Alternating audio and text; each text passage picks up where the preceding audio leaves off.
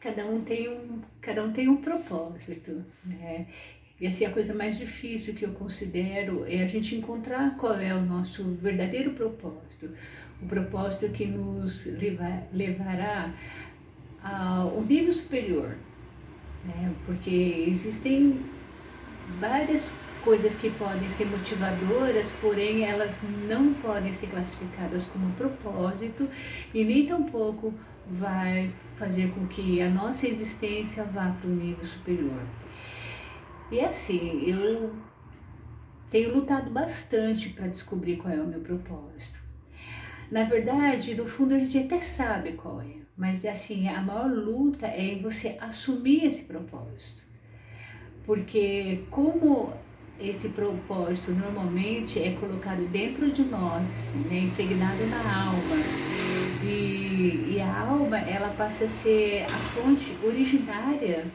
Então nós como corpo aqui, então você fica assim, mas e aí, né? Vou fazer, vou acontecer. E eu me encontro justamente nesse estágio, né? Eu já há muitos anos eu tenho experimentado da graça do Senhor Jesus e tem sido maravilhoso, tem sido uma caminhada de altos e baixos, né? Eu infelizmente sou daquela turma que não posso dizer que tem uma vida reta, cristã, certinha, certinha. Muito pelo contrário, muito tombo, muita queda, muito erro, muita perca de visão, retomada de visão. E dentre esses altos e baixos, eu nunca deixei de buscar a Deus. Mesmo que eu reconhecesse que às vezes não estava naquela doutrina ou naquela outra, enfim, né? Porque a gente associa muito a vida cristã com ao grupo religioso que você se encontra, né? Onde você está sendo ministrado. Após alguns anos e uma certa distância de um ponto inicial, você começa a perceber que na verdade é um todo, mesmo que você não esteja naquele grupo determinado, você foi para outro grupo. Nisso tudo, Deus estava ministrando na alma da gente. E é exatamente isso que eu sinto, né? O quanto Deus ministrou em mim. O meu processo libertatório foi muito difícil, porque os principais entraves da minha existência aconteceram na idade muito tenra, muito infantil. Então, assim, quanto mais longa é o fato, mais profundo ele é e mais escondido. Porque você fala, não, agora eu cresci, agora eu sei pensar, eu sei viver, eu tenho autonomia, e você pensa que aquilo não interfere mais nas suas atitudes, mas muito pelo contrário. Agora, perceber isso levou assim muitos anos. Perceber que fazia diferença assim, que eu estava debaixo de uma estrutura quebrada, de uma estrutura que não poderia, que não dava para ser usada. Literalmente não dava para ser usada. Qualquer coisa que eu fizesse, qualquer coisa que eu criasse, inventasse em cima daquela estrutura, ia ter um reflexo muito negativo. Por quê? Porque aquela estrutura estava quebrada. E por incrível que pareça, né, Deus me mostrou justamente isso, uma estrutura muito alta, né, porém quebrada, né. Não sei se vocês já viram numa construção, quando uma estrutura de concreto, né, imagina um poste de concreto bem alto, vamos falar assim, se ele tem alguma lesão, né, nada mais pode ser posto em cima. Por quê? Porque não se sustenta, né? Qualquer força que fizer de tração, ele vai reagir negativamente. E é o que acontecia comigo na minha vida. E a única forma de cura foi reconhecer isso, que a minha estrutura é errada, que a minha estrutura foi danificada. Acho que a palavra mais correta é essa. A estrutura foi danificada e não tem conserto. Nem tudo nesta terra, porque às vezes as pessoas vendem um evangelho que tudo vai ter conserto, e não é verdade. Vai ter consolo, isso sim, mas conserto não. né? Então, parece triste, mas não é, porque se fosse já a vida eterna aqui, seria absurdamente triste.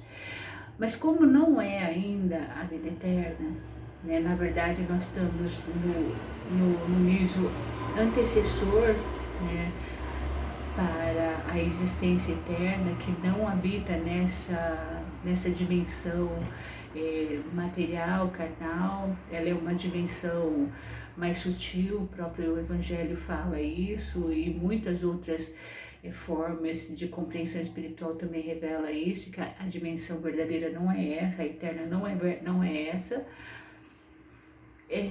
Então, se essa quebra de estrutura se eternizasse naquele nível superior, aí era muito triste. Já é triste aqui, mas seria eternamente triste. Por quê? Porque não teria uma cura, um conserto, não teria o que fazer, né?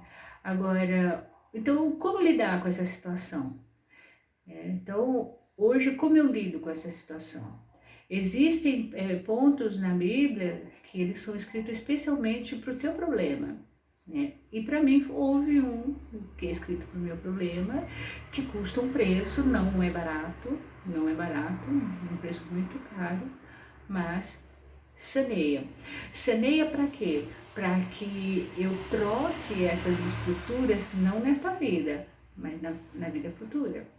Então, para ter esse entendimento, assim, é necessário que a gente abra mão de muita coisa do que a gente chama de recompensa para o presente momento. Tem que abrir mão de muita coisa. E coisas de valores, coisas profundas, mas não tem outra alternativa. Aliás, e graças a Deus que tem essa única alternativa. Porque o Senhor Jesus, ele veio justamente para isso, para salvar e buscar os que se encontram doentes, feridos, quebrados, que era o meu caso. Então, por mais que eu tentasse ter uma vida normal, eu jamais teria. Por quê? Porque a estrutura foi profundamente danificada. Agora, com o conhecimento do Evangelho, como eu falei, foi muito longa a minha jornada para me chegar a essa conclusão, porque é uma conclusão que quase você não ouve falar, né? Ou se ouve falar, ela não, às vezes, assim, de início ela não é aceita, nem pela gente mesmo, que é um próprio doente, você não aceita. Você quer porque quer o mundo das realizações aqui. Isso é o que todo mundo quer, né? Seja no nível material, emocional, tudo. O que a gente quer é a realização aqui. Então, aí fica difícil, mas chega uma hora que o consolo de Deus, ele se antecipa a tragédia. Porque conforme o tempo vai passando, você vai percebendo que você está debaixo de uma tragédia. Ou seja, que não tem o que fazer, né? Aí o consolo de Deus, que é a palavra, vem e fala, olha, eu sei que a tua situação é essa, mas tem uma porta de saída. E a porta de saída é essa. Ela é justa, não vai dar para você ficar se mexendo para lá e para cá, não vai dar para ficar dando pulos e saltos. Você vai ter que passar gastando o mínimo de energia, respirando somente o necessário. É como se você passasse por um tubo, literalmente um tubo. E prestar muita atenção para não romper, porque esse tubo é uma película. A palavra de Deus é uma película. Para você se guardar debaixo dela, você tem que tomar cuidado para não rompê-la. Tem que ter uma sensibilidade, uma delicadeza e uma firmeza de andar no centro dela. Porque se você bater muito para a direita ou para a esquerda, ou de repente querer dar meia volta, vou ver, vai dar problema. Vai dar problema que talvez você não consiga administrar. Porque nem tudo no que diz respeito a ir para o nível superior depende da nossa vontade. Depende da nossa iniciativa. né? Então, da nossa tomada de decisão, mas tomou essa decisão, você tem um fator que é sine qua non, que é o tempo. E isso não está no nosso controle. Então eu não posso falar assim, bom, eu tenho 30 anos de vida, então eu vou fazer isso, isso, isso, e dentro da minha vontade eu mudo o esquema quando eu estiver no 29,6. Não se consegue fazer isso, né? Eu estou aqui hoje, do hoje eu sei. E é no hoje que eu tenho domínio, e é o hoje que eu decido, e é o hoje que eu me disciplino, e é o hoje que eu me determino a não romper a película de proteção da palavra de Deus e seguir em diante. O que a gente pode fazer dentro desse vamos dizer, dessa jornada que eu consigo resumir nisso, né, como se fosse um tubo que você não tem muita liberdade. A vida cristã, ela não te propõe liberdade, tipo assim, ah, olha, eu sou crente, eu vou ser salvo, mas eu faço isso, eu faço aquilo, e vou para cá. Não, muito pelo contrário. Boa parte do nosso tempo, se a gente quiser mesmo andar dentro desse centro da vontade de Deus, você tem que passar clamando a Deus. Para quê? Em primeiro lugar, para você não sair desse centro, porque a tendência da nossa ansiedade é querer sair, querer vazar para lá, para cá, fazer acontecer. O medo é muito, muito nítido também, né? O medo de ter esse encontro com Deus, o medo de se expor, né? O medo de se preparar para esse mundo vindouro. Há o medo do desconhecido, o medo de enfrentar você próprio, o medo de abrir mão por completo e falar, não, realmente eu não tenho outra opção, vamos lá, vamos... É o medo de dobrar o joelho e falar, a partir de agora eu mudo. Então há esse medo, né? Então é muito importante que nós venhamos ficar firme, enfrentar esses medos, as ansiedades, e esse enfrentamento é na busca pelo próprio autor desse espaço único. Porque quando Deus criou a palavra, e muitas das vezes a pessoa fala, ah, mas aquela palavra se aplica para um, não se aplica para outro. Você tem que encontrar a palavra que aplica para você.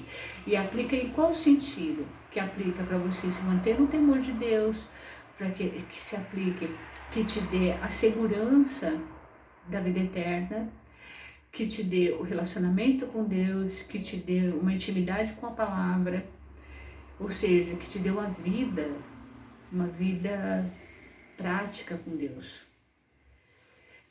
Um profundo desejo de transbordar. Esse vídeo que eu estou fazendo, na verdade, eu dobrei meus joelhos agora há pouco, falei, Deus, o que eu faço? E Deus falou, transborda, compartilha. Falei, Deus, ninguém vai querer me ouvir. Quem vai querer ouvir uma história como a minha? Mas Deus falou, faz. Eu vou achar quem te ouça. Então, por isso eu comecei a fazer, né? Então, e nessa jornada, algumas coisas que eu quero compartilhar, que a gente, né, que a minha intenção é realmente compartilhar o mais íntimo desta jornada que está acontecendo comigo. Tá bom? Então fica assim, eu já dei o start. E eu conto com o Senhor. Ontem eu vi uma pregação do pastor Luciano Subirá, ele lá do Paraná. E ele falou assim, enquanto a gente não der o primeiro, não é nem o primeiro passo, enquanto nós não fizermos a nossa movimentação, Deus não faz a seguinte, Deus não faz um movimento na nossa vida. Aí a gente tem que fazer um movimento. Aí depois Deus faz outro, aí a gente faz outro, Deus faz outro. Então eu considero esse um movimento daquilo que Deus tem feito na minha vida. E se alguém se identifica com essas palavras, vamos se unir, vamos compartilhar a experiência. Eu acho que agora chegou o momento de a gente ter muita sinceridade cristã, muita. Tirar todos os excessos, e excessos sejam eles de toda ordem, né? Chegar no mais puro, né, do nosso relacionamento com a nossa alma, com o nosso espírito, com Deus e também com o próximo. Então fica assim, fica o convite. Quem sentir de compartilhar, sei lá, talvez a gente montar um grupo, não sei, né? Eu tenho interesse em compartilhar essas minhas experiências, que elas estão bem fortes mesmo. Mas eu acredito que é propósito de Deus, que a gente mesmo venha a ser exposto a essa rotação mais forte. Por isso que a gente não pode brincar dentro da vida cristã, porque cada vez mais essa rotação em torno da gente vai aumentar. Então qualquer deslize, ele vai ter um efeito muito diferente do que teria alguns anos atrás. E daqui para frente vai ser cada vez mais rápido. Bastante linguagem figurada. Vamos ver, né, se eu encontro ressonância. Tá bom? A paz do Senhor, a paz de Deus, Shalom. Eis-nos aqui.